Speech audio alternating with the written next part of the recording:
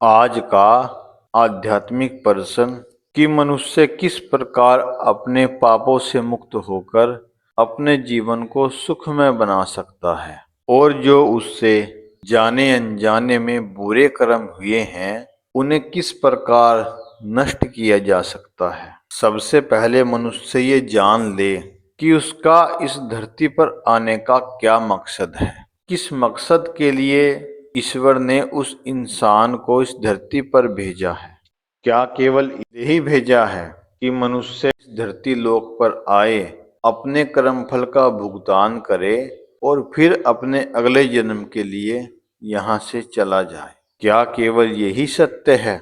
क्या ईश्वर इंसान से यही चाहते हैं? अगर ईश्वर की यही योजना होती तो इस पृथ्वी लोक पर उन दैविक शक्तियों का जन्म क्यों होता, बड़े बड़े महान संतों का जन्म क्यों होता, जिन्होंने केवल ईश्वर के बारे में ज्ञान दिया है, जिन्होंने केवल भक्ति को श्रेष्ठता दी है, जिन्होंने ईश्वर के लिए अपने जीवन को न्यौछावर कर दिया कि ताकि मनुष्य को ज्ञान हो कि संसार में उसके आने का परम लक्ष्य क्या है और मृत्यु के पश्चात जब ईश्वर का उस आत्मा का सामना होगा तो ईश्वर भी तो इंसान से पूछेंगे कि जिस आत्मा को धरती लोक पर भेजा उसने उन ईश्वर के लिए क्या किया। फिर इंसान के पास कोई उत्तर शेष नहीं होगा कि ताकि वो ईश्वर के प्रश्न का उत्तर दे सके। फिर उसके पछतावे के अलावा और कुछ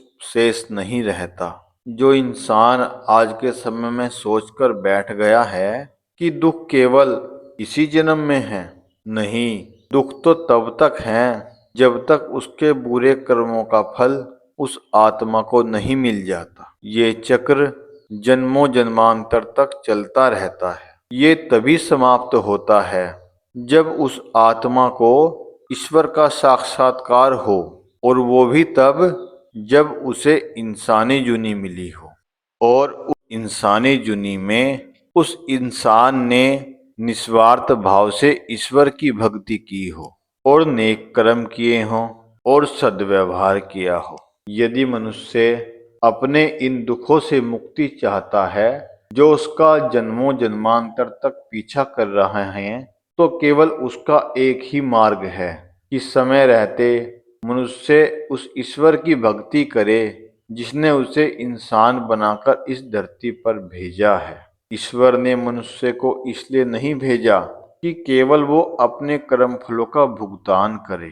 मनुष्य जन्म ही इसलिए मिला है कि वो अपने बुरे कर्मों का विनाश कर कर अपनी आत्मा का उद्धार करे। जो आत्मा इतने जन्मों से मन के वश में कैद है उसे मुक्त कराकर उसे ईश्वर का साक्षात्कार करवाए। यही मनुष्य का परम धर्म है, उसके जीवन का परम लक्ष्य है और पूर्ण रूप से सत्य है।